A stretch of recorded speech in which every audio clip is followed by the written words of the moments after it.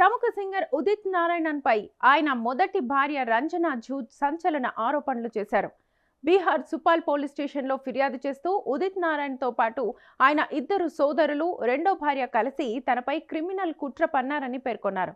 విడాకుల తర్వాత కూడా పలుమార్లు ఆరోపణలు చేసిన రంజన ఈసారి చేసిన ఆరోపణలు తీవ్ర చర్చకు దారితీస్తున్నాయి. రంజన ఫిర్యాదు ప్రకారం 1996లో హెల్త్ చెకప్ పేరుతో తనను ఢిల్లీలోని ఓ ప్రముఖ ఆసుపత్రికి తీసుకెళ్లారని, అక్కడ తనకు తెలియకుండా గర్భాశయాన్ని తొలగించారని ఆమె ఆరోపించారు. తన అంగీకారం లేకుండా ఈ ఆపరేషన్ చేయించారని, తల్లిగా మారకుండా అడ్డుకోవడానికే ఈ కుట్ర పన్నారని చెప్తున్నారు. ఈ ఘటన తనను మానసికంగా, శారీరకంగా తీవ్రంగా దెబ్బతీసిందని ఆమె వాపోయారు.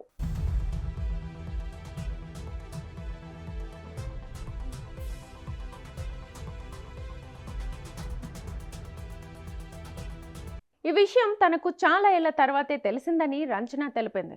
మరో అనారోగ్య సమస్యతో డాక్టర్ను సంప్రదించినప్పుడు గర్భాశయం లేదని తేలడంతో నిజం బయటపడిందని పేర్కొంది.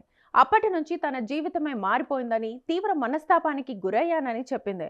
ఈ కుట్రలో ఉదిత్ నారాయణన్తో పాటు ఆయన ఇద్దరు సోదరులు, రెండో భార్య దీప కూడా ఉన్నారని రంజన ఫిర్యాదులో పేర్కొన్నారు. అందరూ కలిసి తనను మోసం చేశారని, తన భవిష్యత్తును నాశనం చేశారని ఆరోపించారు.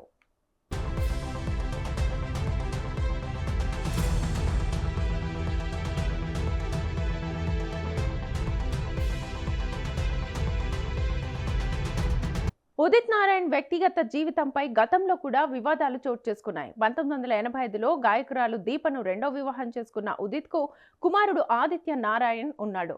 అయితే దీపను పెళ్లి చేసుకునే ముందే తనను 1984లో వివాహం చేసుకున్నాడని రంజన కోర్టును ఆశ్రయించింది. మొదట నిరాకరించిన ఉదిత్ న్యాయపరమైన ఒత్తిడితో నిజాన్ని ఒప్పుకొని అదే ఏడాది విడాకులు తీసుకున్నారు. విడాకుల సమయంలో భరణం కింద రంజనాకు ఇల్లు, కొంత బంగారం, నెలకు 15,000 మొత్తాన్ని ఇవ్వాలని ఉదిత్ బీహార్ మహిళా కమిషన్ ముందు ఒప్పుకున్నాడు.